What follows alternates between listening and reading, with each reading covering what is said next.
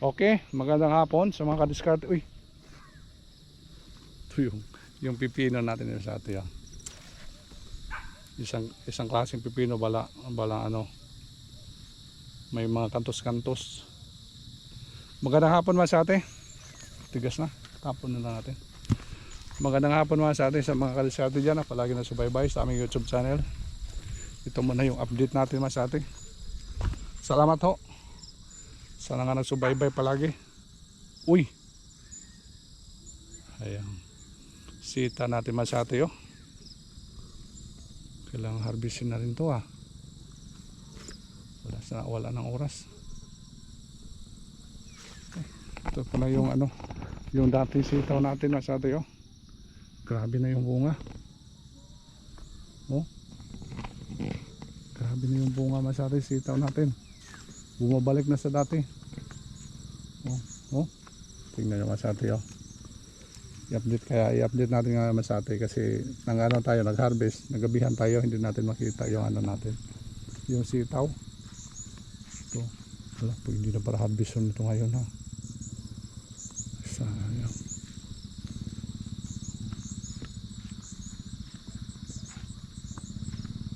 Ang dami na. Oh, kailangan harvestin na rin. Saka yung okra natin masati oh. Ano? Taba. Pwede siya harvestin na ito ngayon masati. Daming siyang ano, mga bulaklak oh. Akala ko masati ano na, nagpahinga lang sila talaga masati. Tapos nag standby muna. Tapos nag boom siya. Kahit kunti lang yung dahon, dami rin mga bulaklak. Compare sa ano, sa bago nating hindi pa natin na-harvest sa masate. Bagong tanim natin, magaganda yung mga dahon, pero ito masate oh. Kahit sa ano, kahit sa walang ng dahon, pero dami yung mga bulaklak. Dami mga maliliit na bunga oh. Ito mga maliliit na bunga. Dami siya. Bali dalawang plat na po ito. Ito yung okra talaga natin no? Namang hapon sa okra natin masati. Tingnan yung okra. Wow, napakaganda, ayos talaga. Yan, thumbnail ako sa mga okra masati. Okrahan niya papunta doon. Yes. Ganda talaga masati oh. Taba, tagdalawa ito. Napunta doon oh. Haba ito masyado. Wow. Dito. Sabi, lapad yung dahon. Wala pa po itong ano, bulaklak. Sa ilalim. Hindi na nakita. Dalawa-dalawa lang po masyado kasi dati may tag-apat, may tag-tatlo. Kaya binunot na masyado, tinapon ko na lang kasi dami kasing ano, tumubo. Dami extra. Kaya tuloy masyado, ito na yung nangyari sa okra natin. Oh. Grabe ka masukal. Oh. Maganda kasi dito masyado yung ano, lupa dito. Ginawang flat natin, tapon dito sa gilid. Oh. Pero hindi ito yung sukatan masyado sa ano natin. Hindi ito yung sukatan sa okra natin. Kung hindi kasi yung dahon harvestin natin, yung pangatawan harvestin natin, yung pusturan harvestin natin, yung harvestin talaga natin yung bunga.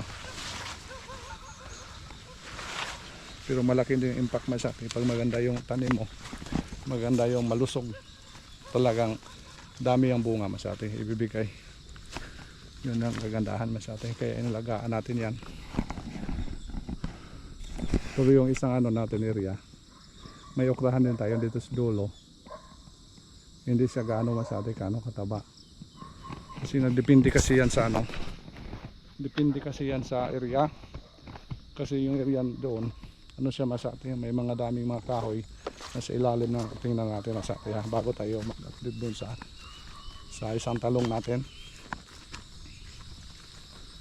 Ito yung ano natin, ampalaya.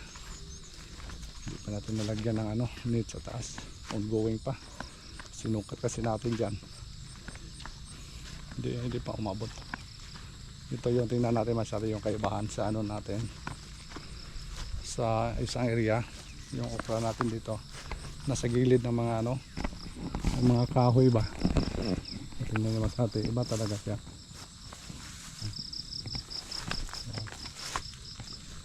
Pareho lang to, nilagyan din natin ng pataba.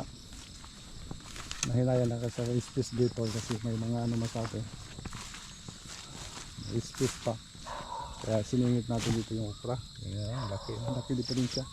Pero dito sa dulo masabi, magaganda na dito sa dulo. Uy, sabi na. Tumba na. Ayan natin yan. So, magaganda na ito, baka bumawi ito ngayong linggo. Bawasan natin yung ano kasi tatlo hindi kasi nabawasan natin to kasi ngayong linggo ano natin to, linisan natin to. May dalawa tatlo bunutin na lang natin ngayon para naman siya nakatutok. Hindi katulad doon, sabay ko sila masyado pagtanim natin. Katulad doon, maganda talaga doon.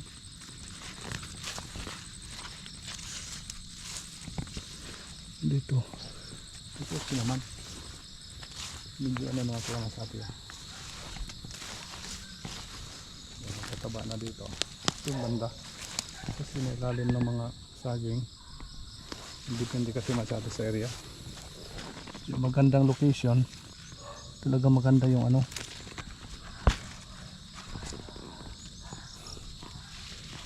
Dito kasi malayo na sa ano, expose na palagi sa ano, init. Kaya okay siguro naman siya ate dito. Iwasan lang natin kasi tatlo yung iba.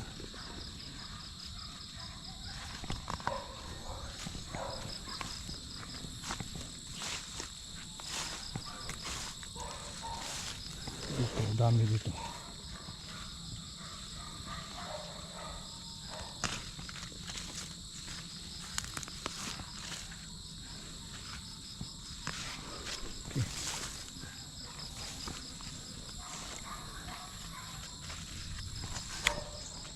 Okay, nasa ito yung okra natin dito. Kailangan na namang i-grass cut yung ano natin dito, oh. Yung ampalayahan. Galing tumubo kasi na sama kasi pagdilig. Wow, ganda.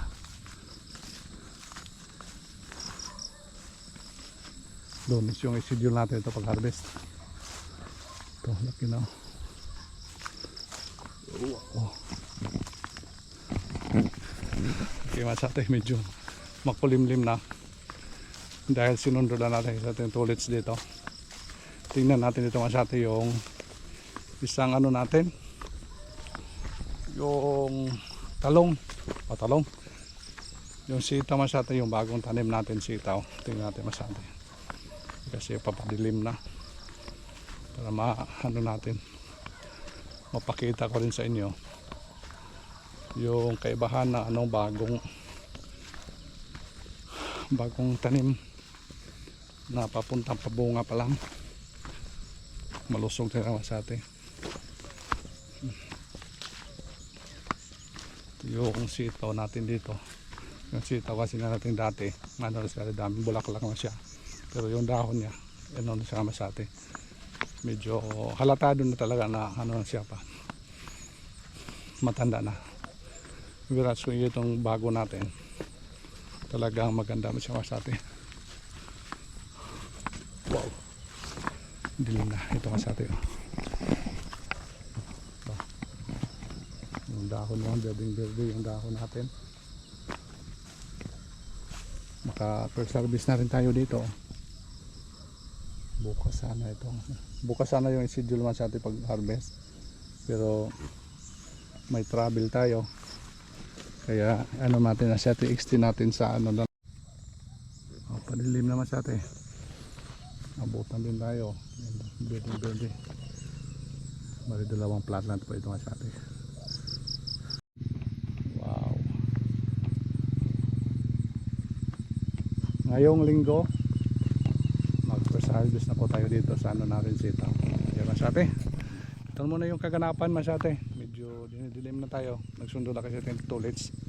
Nagdilig siya dito. Nauna na siya dito kanina kasi nagpamasahe tayo masate na pa overall massage tayo dahil dami ito inandang sakit. Kaya sinundo natin ngayon masate si tullets. Okay, thank you so much for watching masate. Bye bye, see you next update natin dito sa mga tanim natin dito sa farm. Bye bye. Dilim na naman. Wow, ngayong gabi siro ulan to.